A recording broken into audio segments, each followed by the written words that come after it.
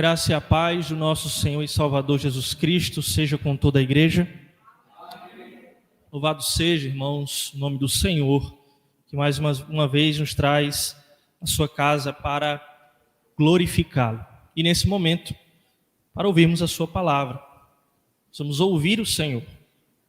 Sempre gosto de, nunca é demais, repetir aquilo que é a nossa fé, aquilo que nós cremos. O Senhor fala nas Escrituras. O Espírito Santo de Deus fala nas Escrituras.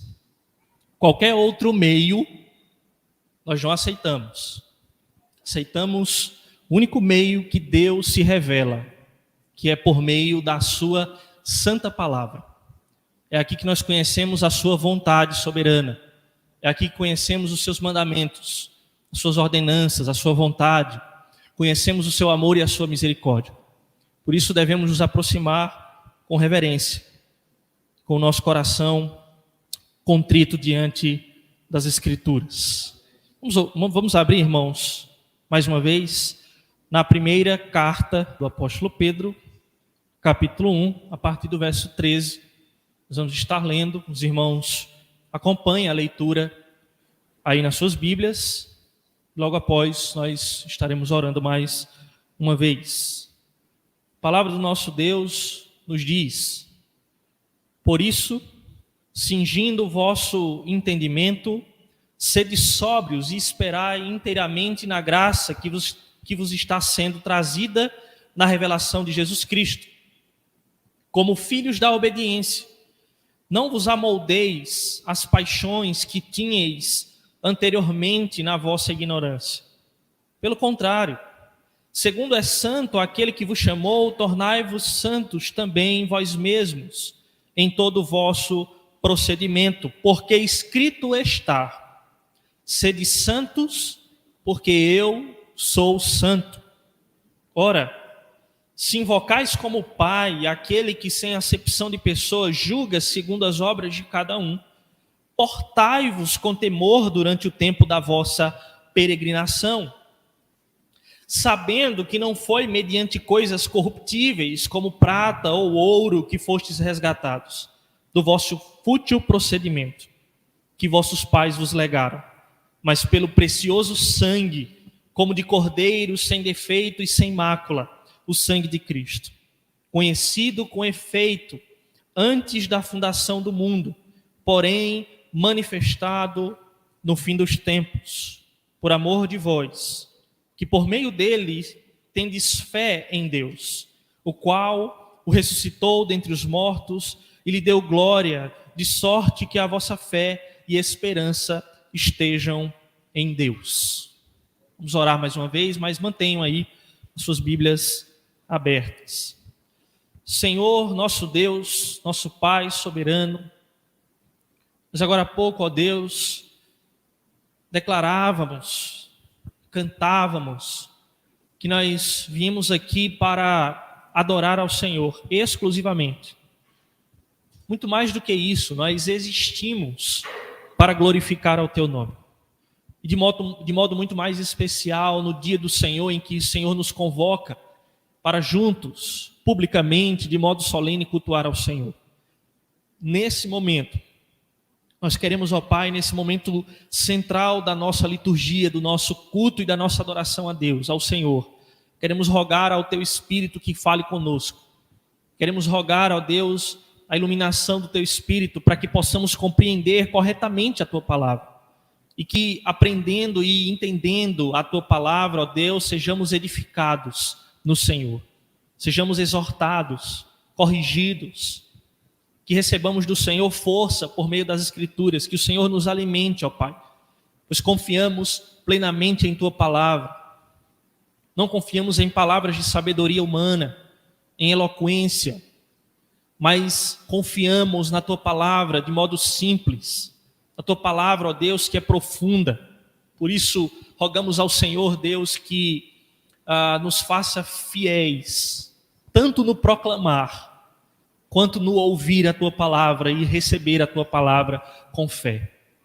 E que, ó Deus, o Teu nome assim seja glorificado. Em Cristo nós oramos. Amém. Amém. Irmãos, nós seguiremos na nossa série de exposições nesta carta. Como nós já vimos nas exposições passadas, o apóstolo Pedro, ele introduzia o seu escrito. Tudo que nós vimos no capítulo 1, do verso 1 até o versículo 12, era a introdução da carta. Nós vimos a sua saudação, a sua introdução, ele falando dele mesmo enquanto autor, ele saudando os leitores originais, ele fazendo uma declaração de louvor a Deus. E por meio dessa introdução, nós vimos o apóstolo Pedro tratar da obra de salvação operada pela Trindade Santíssima no povo de Deus, por meio da eleição, em que o Senhor nos escolhe para Ele e nos faz então forasteiros e peregrinos nesse mundo. E então fala dessa profunda salvação em sua declaração de ação de graça, em que ele comunica a nós que essa mesma Trindade Santíssima, esse mesmo Deus triuno, nos salvou, e essa salvação traz implicações muito profundas para a nossa vida diária, em que nós podemos glorificar a Deus, confiar na salvação, e a partir dessa salvação, a partir dessa obra graciosa de salvação que nós recebemos por fé, que nós recebemos por meio do testemunho dos apóstolos e dos profetas, que nós testemunhamos por meio do sangue derramado de Cristo Jesus. É por meio de tudo isso que o apóstolo Pedro trouxe para nós na introdução, que há dos crentes salvos. Então, até o capítulo 3, versículo 12, isso é importante nós atentarmos, porque agora nós vamos entrar em uma seção importante do texto, e até o capítulo 3, versículo 12, nós vamos ver diversos preceitos, diversos deveres práticos do cristão que explicam para nós o que é viver de modo santo. Uma palavra, os irmãos vão perceber isso, que se repete do versículo 13 desse primeiro capítulo até o versículo 12 do capítulo 3, é bom procedimento. Um bom procedimento. Essa palavra nos comunica algo muito verdadeiro sobre o que é viver de modo santo. É o tema geral da nossa série. Salvos e santos, como os eleitos de Deus vivem no mundo. Agora ele vai introduzir no versículo 13 em diante esses diversos deveres práticos dos cristãos, com base naquilo que nós vimos anteriormente.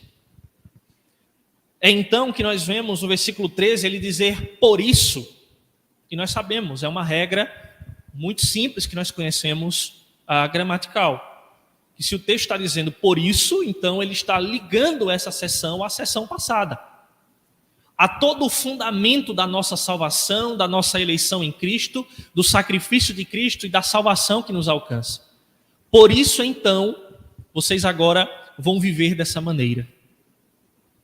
É como se Pedro, então, dissesse que a salvação, ou todos aqueles, melhor dizendo, que são regenerados, como nós vimos anteriormente, todos aqueles que têm uma esperança viva e uma herança reservada no céu, devem viver de modo coerente com aquilo que eles receberam. Se nós somos esses que Pedro diz que foram regenerados, salvos, e têm uma esperança e uma confiança viva na salvação, então nós devemos viver de modo coerente com aquilo que nós recebemos. A salvação de Deus em nossas vidas nos impulsiona a viver de modo coerente.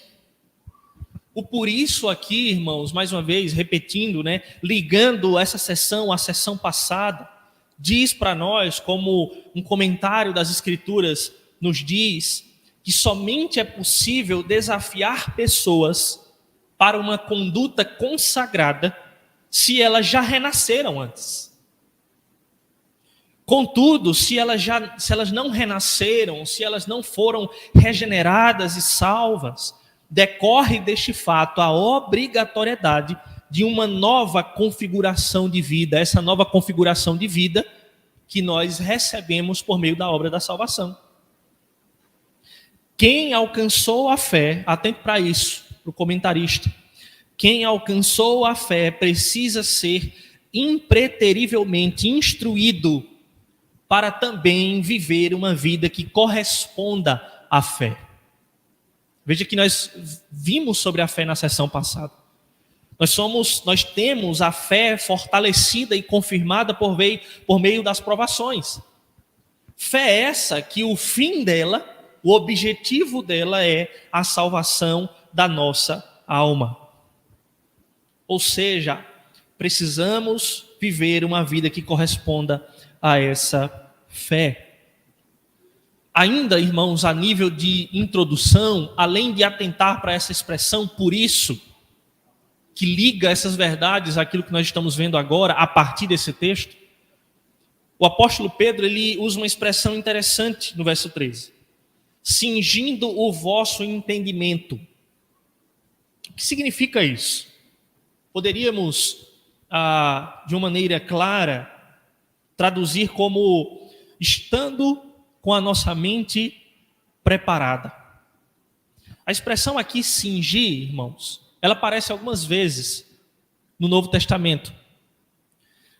Isso apontava para uma prática, um costume antigo, em que os homens, e eu tenho certeza que os irmãos já viram, por meio de ilustrações, em filmes, em imagens, em figuras, que os homens dessa época, eles usavam uma roupa longa, uma túnica longa, uma roupa que nós poderíamos dizer uma versão de um vestido, né?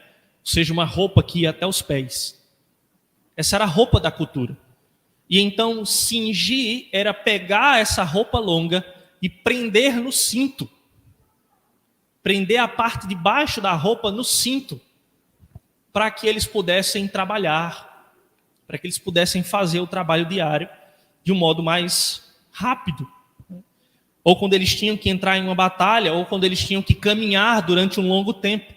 Eles cingiam, eles se preparavam, eles prendiam uma roupa no cinto para então eles conseguirem fazer as atividades, caminhar, entrar numa batalha ou fazer algum trabalho duro.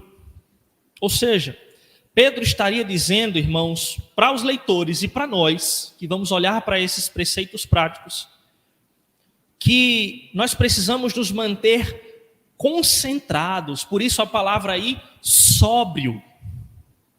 Nós usamos a expressão sóbrio, né, em contexto quando nós queremos ilustrar e falar que alguém está embriagado, né, ele está fora de si, ele não está com a sua mente atenta, ou está fora, né, por meio do álcool, ou das drogas, ou de alguma outra substância. Mas quando estamos sóbrios, estamos atentos, estamos conscientes. Então, cingir o nosso entendimento, ser sóbrio e esperar inteiramente na graça que vos está sendo trazida na revelação de Jesus Cristo é entender, é estar consciente, concentrado de que é assim que nós precisamos estar durante a nossa jornada até a segunda vinda de Cristo. É a graça que vos está sendo trazida na revelação de Jesus Cristo. Então, irmãos, santidade, isso já nos diz algo sobre o que nós vamos ver aqui. Santidade, a vida de santidade, a vida que buscamos em santificação, em contínua santificação, é algo que fazemos conscientes. Percebe que muitas vezes, irmãos, nós estamos na igreja, estamos vivendo a vida cristã e nós falamos que devemos ser santos. Mas quando perguntam a nós como, de maneira prática, eu devo ser santo no meu dia a dia, muitas vezes nós não conseguimos responder isso. Parece que nós não entendemos de fato, na prática, na vida diária, o que é ser santo, ou estar sendo santificado ao Senhor, ou se santificar continuamente ao Senhor. Devemos fazer isso conscientemente, com sobriedade. Precisamos então preparar a nossa mente para viver a jornada, a peregrinação, que o apóstolo Paulo diz, Pedro, melhor dizendo, lá no início, como nós já vimos, que nós somos peregrinos, somos forasteiros. E durante essa jornada precisamos estar conscientes do modo como nós devemos viver, de modo coerente com aquilo que fomos chamados. Pois bem, irmãos, entendemos então que durante esta jornada devemos viver de modo coerente. Então Pedro apresenta duas verdades nesse texto sobre o que é ser santo e por que devemos ser santos. As duas verdades apresentadas para nós aprendemos aqui, começamos a entender, porque o decorrer do texto vai continuar falando para nós de modo prático como somos santos em nosso trabalho, em nossas relações familiares. Mas aqui, nessa seção do texto, duas verdades sobre o que é ser santo e por que devemos ser santos. A primeira verdade, os versos 14 a 16, nos diz que santidade é abandonar as velhas paixões e então obedecer àquele que nos chamou, porque Ele é santo. Abandonar as velhas paixões e então obedecer àquele que nos chamou, e aquele que nos chamou, Ele é santo. Pedro nos explica isso, irmãos, trazendo a verdade da filiação, quando ele diz no verso 14, como filhos da obediência. Essa ideia, irmãos, de filiação, ela é muito importante nas Escrituras, porque nós lembramos, os irmãos conhecem, que o apóstolo João, lá no capítulo 1 do seu evangelho, no versículo 12, disse para nós que filhos são aqueles que creem em Cristo. Ele diz que todos quantos o receberam a Cristo, receberam então o poder de serem feitos filhos de Deus, ou seja, eles não eram filhos de Deus. Podemos falar de um tipo de filiação, de um modo geral, em que toda criatura ela vem de Deus. Nós somos criaturas de Deus. Mas quando o Novo Testamento, irmãos, fala de filhos de Deus, estamos falando de uma relação de filiação, uma relação de pai e filho que nós recebemos a partir da nossa fé. Quando cremos em Cristo, nos tornamos filhos de Deus. É por isso, irmãos, que em vários textos, o próprio Senhor Jesus, lá no Evangelho de João, quando ele está discutindo com os religiosos da época, nós temos ali vários diálogos em que os fariseus, os religiosos da época, dizem: epa, nós somos filhos de Abraão.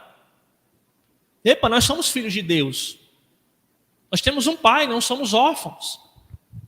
E aí o Senhor Jesus deixa claro: vocês não são filhos de Deus. Vocês são filhos do diabo, porque vocês obedecem ao diabo.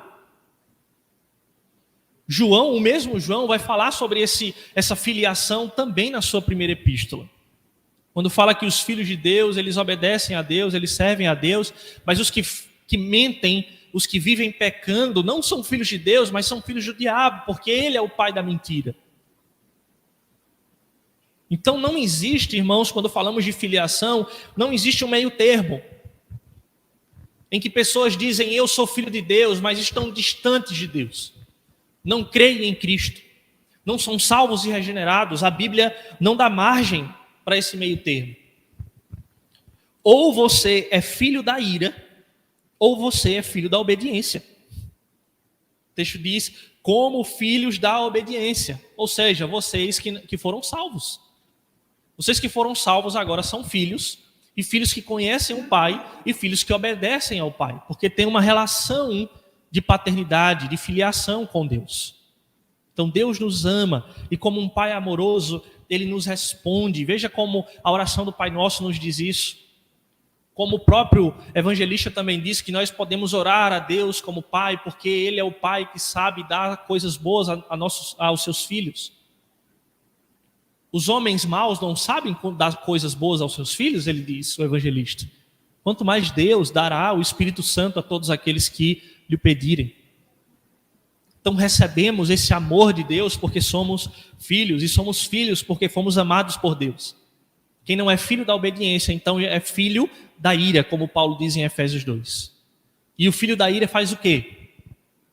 Ele vive conforme a sua vontade, os seus desejos, os seus pecados, fazendo a vontade da carne, fazendo a vontade do diabo, ou seja, ele não se submete ao Pai, não se submete a Deus.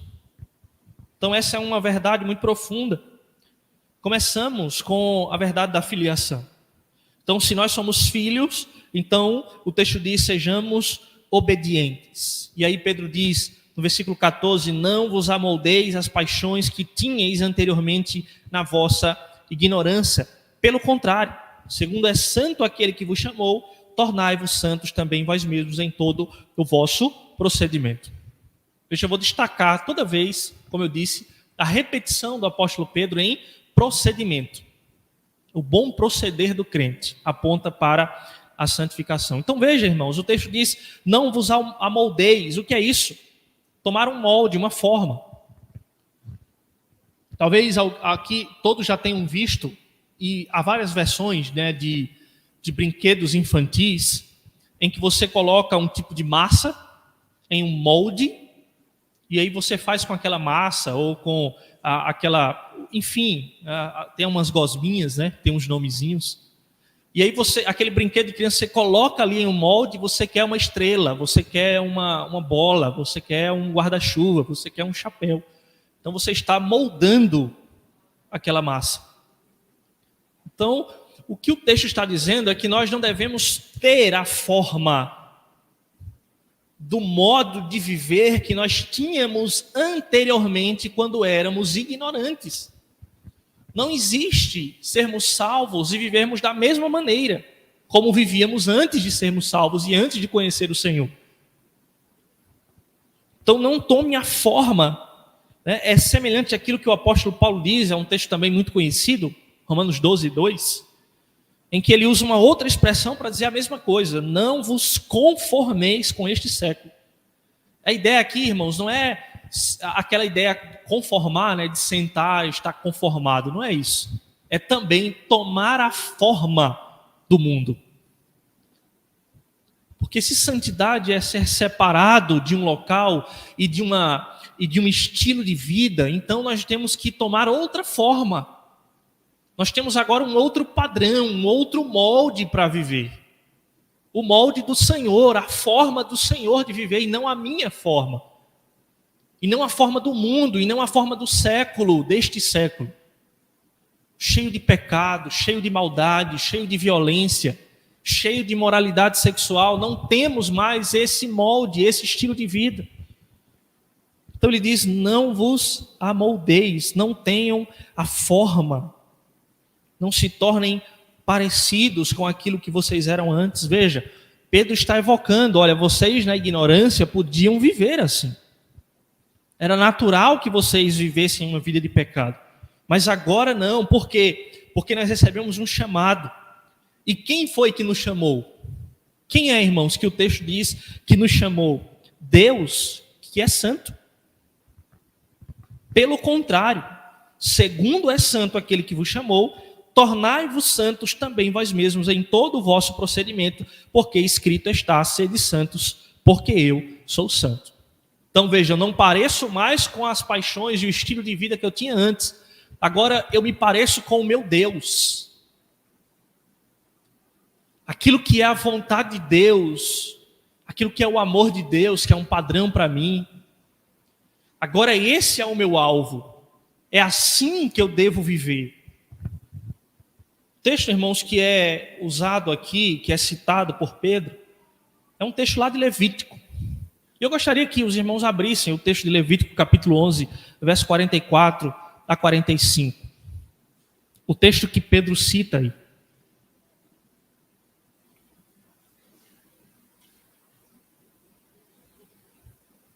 Levítico 11, versos 44 e 45.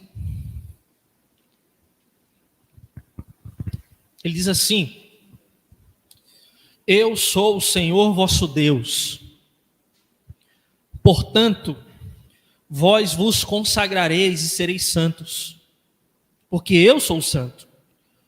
E não vos contaminareis por nenhum enxame de criaturas que se arrastam sobre a terra. Eu sou o Senhor que vos faço subir da terra do Egito, para que eu seja vosso Deus. Portanto, vós sereis santos, porque eu sou santo. Veja, irmãos, como esse texto é muito interessante. Porque o texto de Levítico, ele fala das leis. Israel havia tido um chamado do Senhor. Nós vemos o relato de Gênesis, em que Deus começa a se relacionar com a sua criatura, com o homem, chama, dá promessas, faz aliança com Abraão, dá promessas de uma terra e se relaciona com esse homem.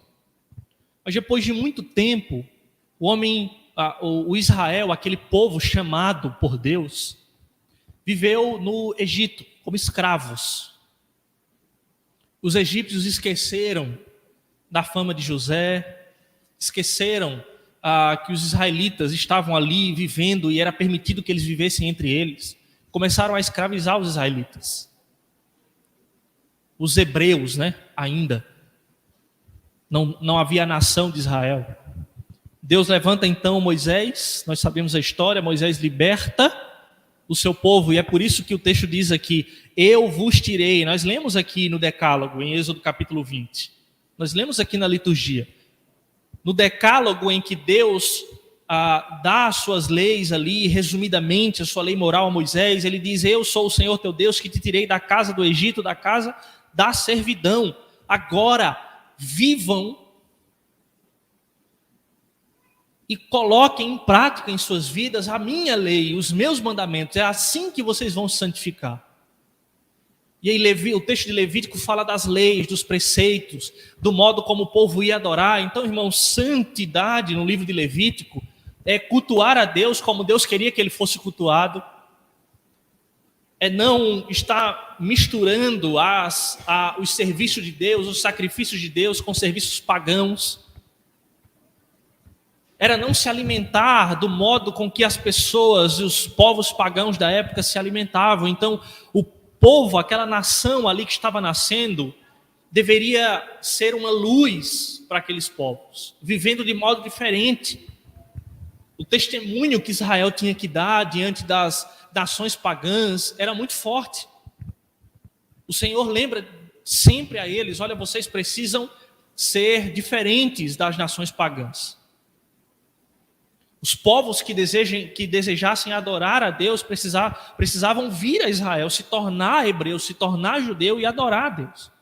Então havia um modo muito peculiar de viver a vida em dedicação a Deus no Antigo Testamento. Por isso ele diz, vocês foram tirados da terra do Egito. Esse tirar da terra do Egito, irmão, simboliza no Novo Testamento a libertação que nós passamos.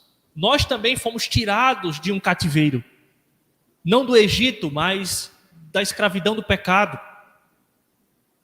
Nós fizemos esse mesmo movimento. Deus nos tira da vida de pecado, da vida de escravidão, e agora está nos conduzindo como peregrinos, como aquele povo fez,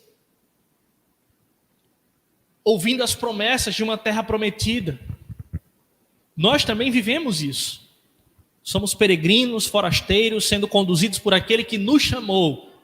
E estamos olhando para as promessas de Deus, confiando nas promessas de Deus, naquilo que vai se cumprir plenamente na revelação última de Jesus Cristo.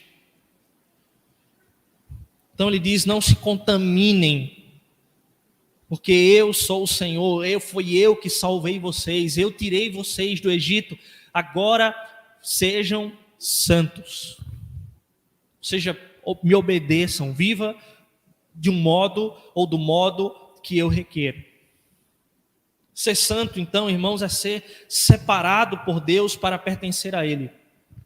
E a santidade, então, se apresenta para nós, irmãos, por meio dessa verdade, como um movimento que fazemos. Veja um modo simples de começar a entender o que é ser santo. É esse movimento que nós fazemos da velha vida para uma vida dedicada a Deus. Deixamos aquele estilo de vida, aquela forma de viver, para viver consagrado a Deus. Santidade não é perfeição. Embora a santificação envolva o alvo da pureza cristã, esse é um processo que estaremos nele até o final das nossas vidas. Mas, em primeiro lugar, é um movimento que o Senhor, pela graça, faz em nós, nos tirando de um lugar e colocando em outro, que não necessariamente precisa ser geográfico, né? Mas um local simbólico de escravidão, de estilo de vida, de paixões antigas. A santificação, irmãos, é um processo na vida do cristão e demonstra que ele tem um Deus que é santo. Se Deus é santo, se o Senhor que nos chamou é santo, ele não está misturado com o pecado e com o mal. Temos que caminhar em obediência a esse Deus que é santo. O crente, então, irmãos, deve se santificar a cada dia e assim progredir em fé, maturidade e obediência. E aí você pergunta, então quer dizer que ser santo significa para mim que antes, em um domingo à noite, eu estava em casa vendo Faustão, agora não é Faustão mais, né? Vendo Luciano Huck, e agora eu estou na igreja. Esse é o movimento. Não, irmãos, não é isso. Não é só isso, né? Embora isso também esteja envolvido. Mas não é só isso. O texto diz em todo o vosso procedimento. A santidade, ela envolve toda a nossa vida. Tornai-vos santos também vós mesmos em todo o vosso procedimento. Não é agora apenas um lugar que eu frequento, um grupo a quem eu pertenço, ou uma fé que eu evoco, que eu falo sobre ela. Mas é um estilo de vida. É algo novo que atinge todas as áreas da minha vida, tudo aquilo que eu era. O meu RG, o meu CPF, o meu nome continua o mesmo. O trabalho continua o mesmo, a família continua a mesma. Mas agora todo modo que eu me relaciono com esse mundo à minha volta, como nós vamos ver no restante do texto, que ele fala de maridos, de mulheres, de filhos, de patrão, de servos, como devemos nos santificar de modo prático. Então ele envolve toda a nossa vida, todo o nosso procedimento. Ser santo é fazer esse movimento. Por quê? Simplesmente porque o Deus que nos chamou é santo. Se isso não me motiva, irmãos, a ser santo e a viver de modo, do modo que demonstra de fato quem me chamou, nada mais vai me motivar a viver assim. O meu Deus é santo, então agrada ao meu Deus viver em santidade. Então, para agradá-lo, para viver de modo coerente com a minha vocação. E então perceber mudanças em toda a minha vida.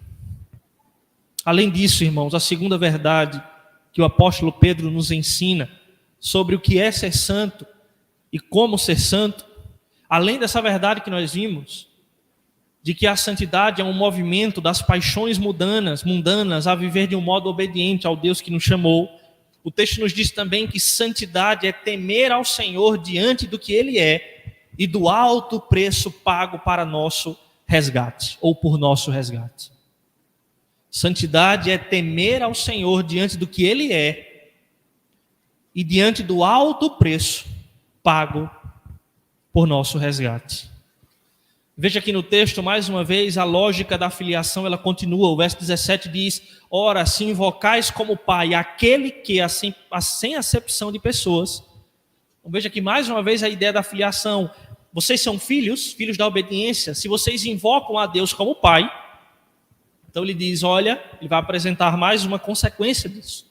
De ser filho de Deus, de invocar Deus como Pai. Então ele diz, se você invoca aquele que sem acepção de pessoas julga segundo as obras de cada um, portai-vos com temor durante o tempo da vossa peregrinação. A peregrinação lá do início, forasteiro, peregrino, é colocada para nós mais uma vez. Então portai-vos com temor durante o tempo da vossa peregrinação. Primeiro, o que o temor nos ensina aqui?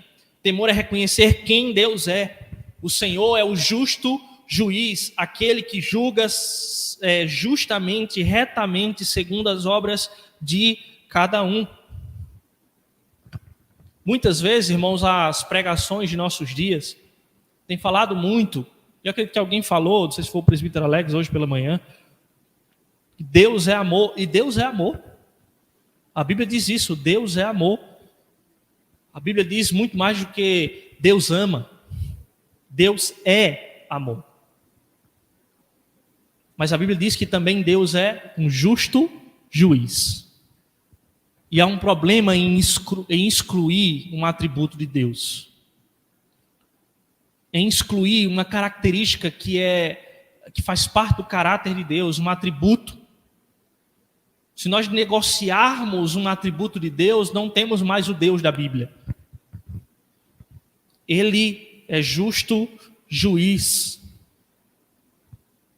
Lá em Atos, o mesmo Pedro diz, mas Atos foi escrito por Lucas. Lucas escreve as palavras de Pedro, dizendo que, quando Pedro diz que reconheço por verdade que Deus não faz acepção de pessoas. Pelo contrário, em qualquer nação, aquele que o teme e faz o que é justo lhe é aceitável. Então Deus não faz acepção de pessoas, como nós fazemos. Somos injustos em nosso julgamento. Escolhemos, baseado em preceitos, em julgamentos equivocados, a quem vamos ser favoráveis e a quem não. Mas Deus, Ele é justo juiz, reto. E então, o apóstolo Paulo, escrevendo aos Romanos, capítulo 14, verso 10, ele diz: Tu, porém, por que julgas teu irmão? E tu, por que desprezas o teu? Pois todos, olha a consciência que temos de ter quando falamos de Deus como um justo juiz. Todos compareceremos perante o tribunal de Deus, como escrito está: por minha vida, diz o Senhor, diante de mim se dobrará todo joelho e toda língua dará louvores a Deus. Assim, pois, cada um de nós dará contas de si mesmo a Deus. O que é que nos alivia diante dessa verdade temerosa? O fato de que não há condenação para aqueles que estão em Cristo Jesus. Porque é isso que a Bíblia nos ensina. Que cristãos não serão condenados pelos seus pecados, porque eles estão em Cristo e os seus pecados foram punidos lá em Cristo.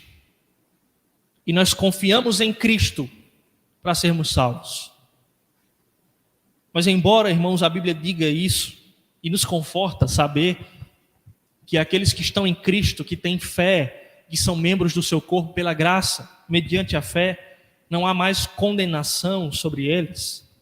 Mas a Bíblia diz que nós seremos julgados pelas obras, como cristãos, e recompensados adequadamente.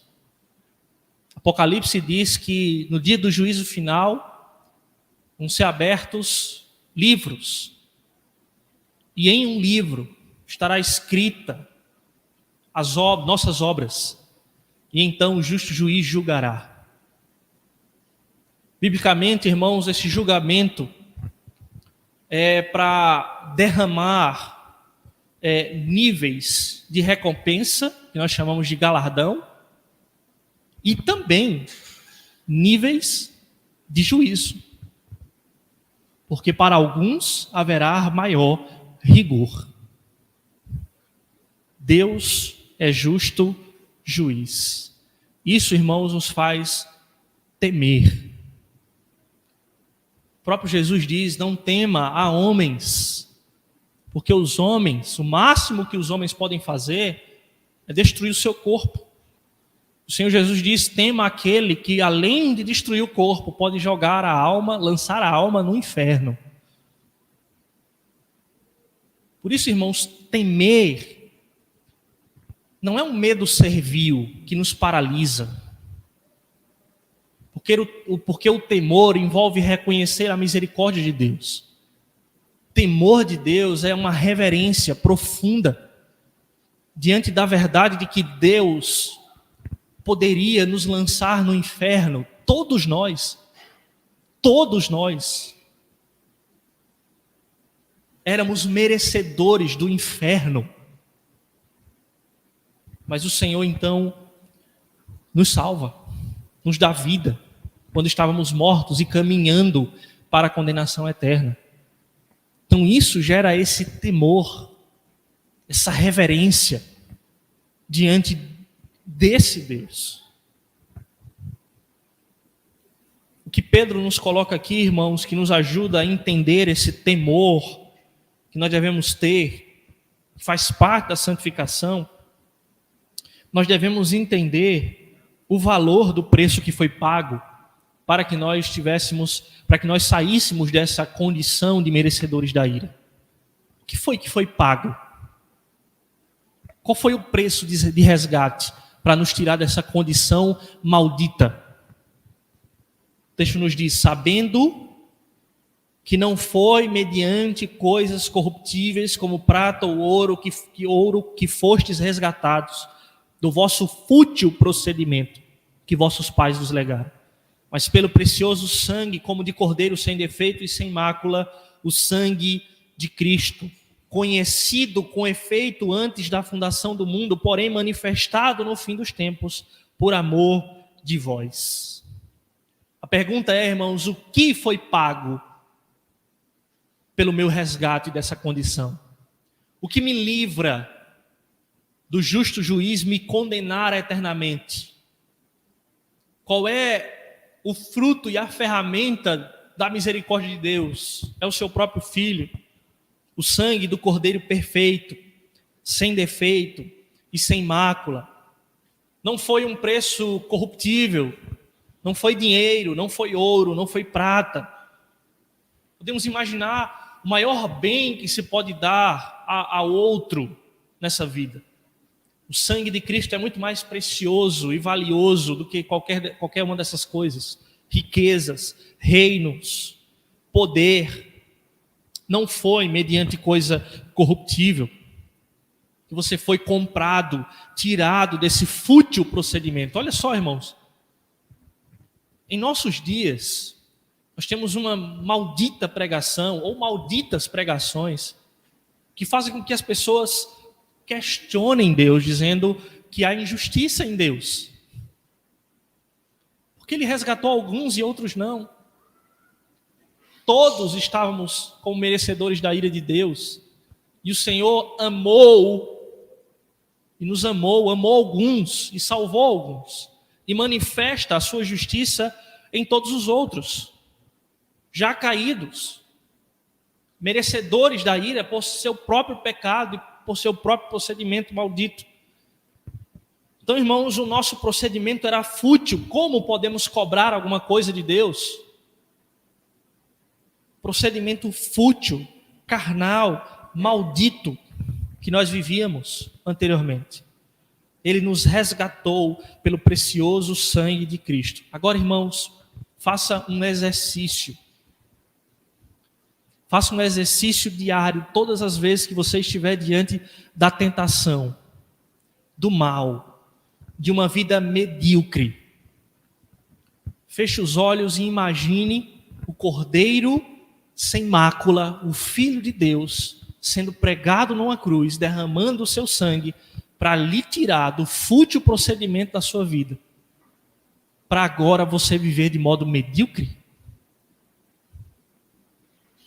Para você viver como se não tivesse sido resgatado do seu fútil procedimento, das suas malditas paixões, das nossas malditas paixões? É isso, irmãos, que nos faz temer e tremer diante de Deus. É saber quem é Deus e o que foi que Ele entregou por nós. O seu Filho. E o sangue do Cordeiro perfeito foi derramado e nos comprou a igreja. Essa obra que já estava nos decretos de Deus na eternidade, porque o verso 20 diz que o sangue de Cristo, conhecido com efeito antes da fundação do mundo, mas no tempo ele foi manifestado por amor. O Senhor, nosso Deus, prova o seu amor em ter Ele morrido por nós ainda quando éramos pecadores. Porque não merecíamos o amor de Deus, e Ele então nos ama primeiro para que nós pudéssemos amá-lo. Repito, irmãos, Ele não fez isso para que agora vivamos de qualquer maneira. Temos que temer ao Senhor. Temos que viver uma vida de reverência. Porque é por meio desse sangue, por meio desse sacrifício, o verso 21 encerra dizendo que nós temos fé em Deus, aquele que ressuscitou dentre os mortos, e lhe deu glória ao Pai, de sorte que a nossa fé e esperança estejam em Deus. O que opera a nossa fé, o que fundamenta a nossa fé, é o sacrifício de Cristo. Ou seja, irmãos, concluindo e resumindo aqui a nossa exposição, a maneira como Pedro apresenta os motivos para vivermos uma vida coerente com a nossa fé, ela é muito profunda. Vivam uma vida santa, porque o Deus de vocês é santo. Temam o Pai, pois vocês foram resgatados pelo precioso sangue de Cristo. Os motivos, então, irmãos, são os mais fortes possíveis.